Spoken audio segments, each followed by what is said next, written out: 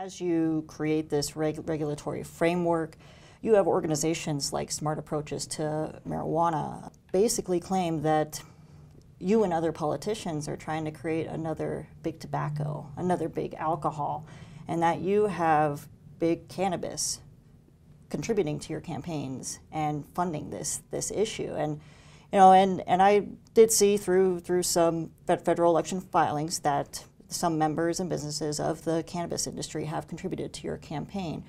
What influence, has that had on your positions and your policies? Well, none. I was happy to find them because I've been working on this, cannabis legalization for years, and had been carrying the torch federally. And I was thrilled to find that there were actually, constituents and business people in Colorado that were interested in supporting me, probably in part because of my work on marijuana. There's no big marijuana. There's no multi-billion-dollar conglomerates. I mean, these are all small to middle-sized businesses.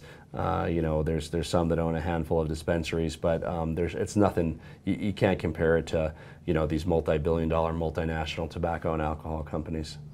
Sure, and just based on what Sam and others are saying, could that just even by them saying that, could that taint the image and the work of the caucus and other efforts that are ongoing in Washington? Well, it's a common tactic. We don't hear that, and it's not unique to marijuana. I think people always go after who's funding politicians, who are the special interests.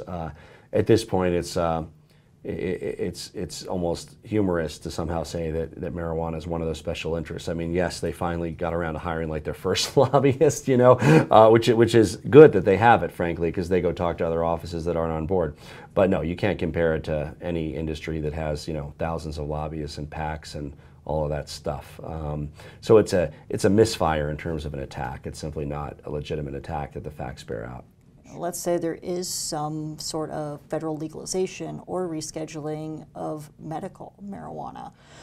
There's concerns raised that could open the door to benefit the larger players in the pharmaceutical industry, those who can navigate the FDA process with greater ease. In terms of those concerns, are they warranted? Can mom and pop medical marijuana businesses exist? Well, I hope so. I mean, certainly with regard to medicinal, my primary concern would be for the patient. Can the patient get something that works, that's affordable? If there's ways that those compounds can be distilled and concentrated and they help people, I'm all for it. I mean, whoever does it, great. I think there's plenty of room for the actual plant to be used. I think that it'll also be distilled and concentrated in different ways to help different conditions. So look, it's the early stages. We need to legalize research to find out what we even have, because right now it's largely based on anecdotes. And looking on the other side, in a legal recreational market, what might those business shakeouts look like, and can smaller businesses be able to compete? I think so, and some of that comes back to the public and municipal and county and state regulatory apparatus, right? I mean, we certainly, for instance, have independent liquor stores in our state because we only allow grocery chains to sell liquor in one of them.